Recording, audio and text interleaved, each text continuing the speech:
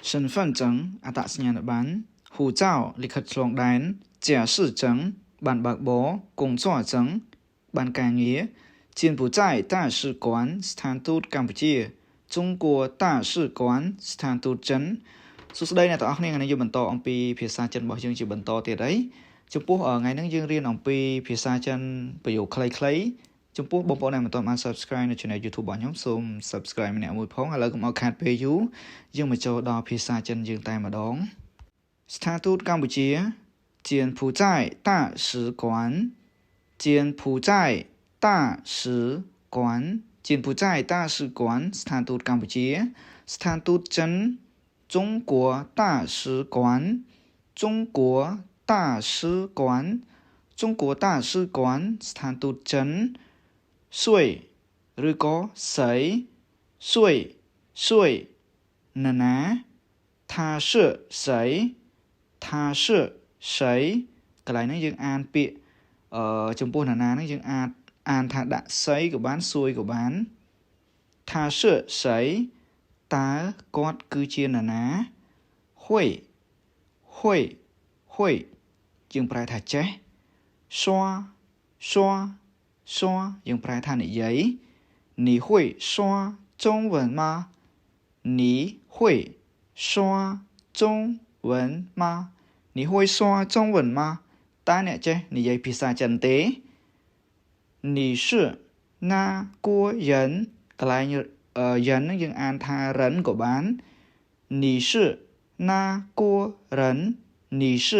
哪国人តើអ្នកគឺជាជនជាតិអ្វី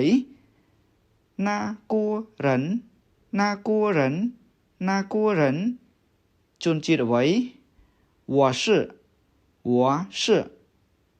是ខ្ញុំជាឬមកក៏ខ្ញុំគឺជា柬埔寨人ជ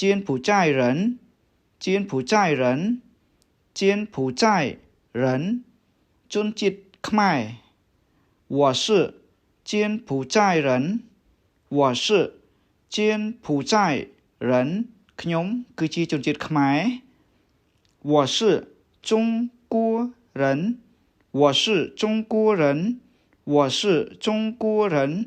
ខ្ញុំជាជនជាតិចិន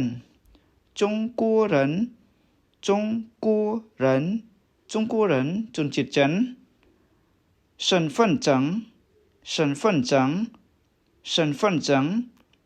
អត្តសញ្ញាណប័ណ្ណ护照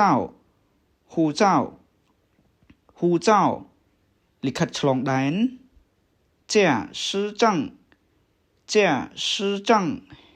驾驶证បានបើកបរ工作证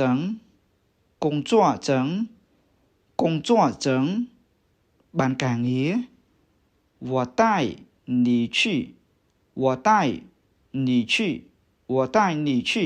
ខ្ញុំនាំអ្នកទៅ住在រស់នៅឬមកក៏យើងនិយាយថាស្នាក់នៅក៏បាន我住在金边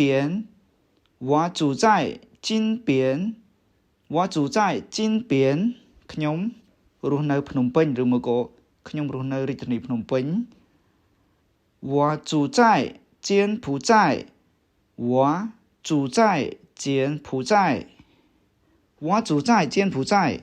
ខ្ញុំរស់នៅប្រទេសកម្ពុជា我住在柬埔寨ខ្ញុំរស់នៅប្រទេសចិន我住在中国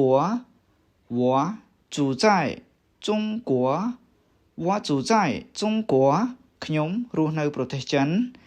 ជាចុងក្រោយសូមអរគុណអ្នកទាំងអស់គ្នាបានតាមដានទស្សនាវីដេអូនៃការចែករំលែកជាភាសាចិនរបស់ខ្ញុំមួយនេះចំពោះចំណុចដែលខ្វះខាត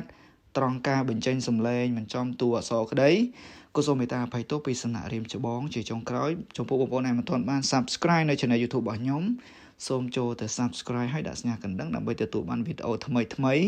រាល់ការអាប់ឡូតរបស់ខ្ញុំជាបន្តជាចុងក្រោយសូមអរគុណអ្នកទាំងអស់គ្នា